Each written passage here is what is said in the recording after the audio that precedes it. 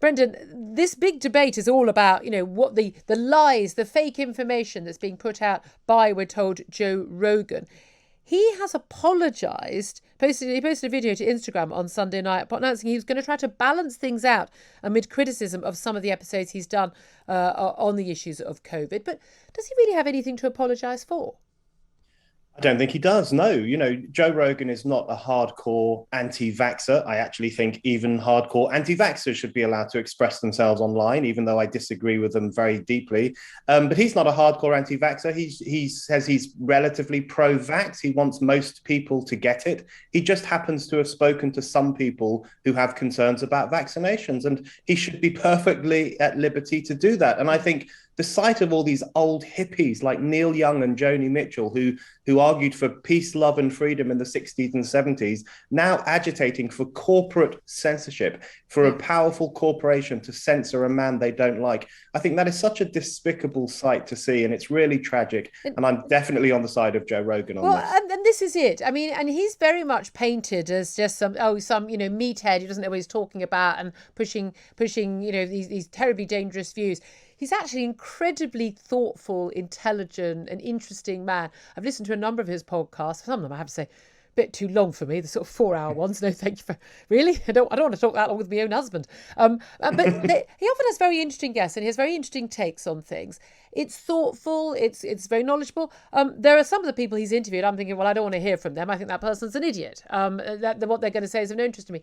But he does actually have a debate, and he is trying to stay open-minded. Now, if the people he has on are spouting such nonsense, why not? If people are so angry about it, why not post the evidence for why what those people are saying is rubbish and have the argument then? You defeat bad ideas with good ideas. You defeat fake news with facts. That's how we used to do things, rather than say, I won't be on the same platform as these people because I disagree with them. That's become normalised now in a way that it would have been considered quite bizarre even 10 years ago. Exactly. And what you're describing there, Julia, is a old-fashioned idea called freedom of speech, which, will never catch on. But the idea of freedom of speech was always that you would challenge bad ideas and ideas you found offensive and misinformation. You would challenge those things with more speech, with your own ideas, with your counter arguments, with your counter proof. That is how freedom of speech is supposed to work. But we've completely given up on that idea in recent years. And I think you're absolutely right. Joe Rogan is a thoughtful presenter. He's a thoughtful interviewer. His success in the podcasting world, in my mind, is the least mysterious thing of the 21st century media landscape. Yeah. It's because the old media has become so colonized by the same kind of thinking, the same kind of woke intolerance, the same kind of identity politics that's now so widespread in the traditional media that millions of people are looking for new media outlets and new podcast voices that they can listen to. And Joe Rogan is the beneficiary of that. So it's the old media's fault for screwing up on serious debate and not Joe Rogan's fault. Absolutely. I think that's a really, really good point, that people weren't hearing these things. And it is extraordinary how much the narrative it can change depending on whether someone, a billionaire running a tech company in California, or perhaps the American president has changed and says something different. Suddenly different things are up for debate. So things like, conversations about the origins of COVID, whether it's the Wuhan lab leak as opposed to naturally occurring these bats, which just happened to be 400 miles from Wuhan, as opposed to the lab in Wuhan where it started with the cause. Donald Trump or anyone else that discusses that, even sensible, eminent scientists, know you're a conspiracy theorist. We now know that many leading figures, including Dr. Fauci in America and Jeremy Farrar here, they were discussing it online themselves. We've now seen those freedom of information. We've seen those emails.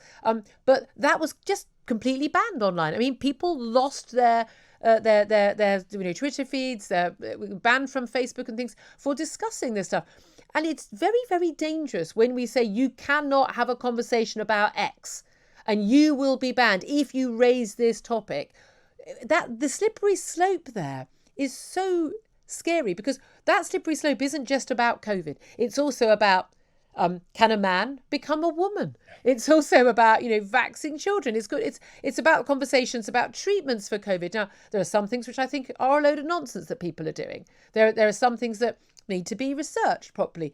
But just to say you cannot discuss this is so bizarre. I don't know, when did that become a normal thing?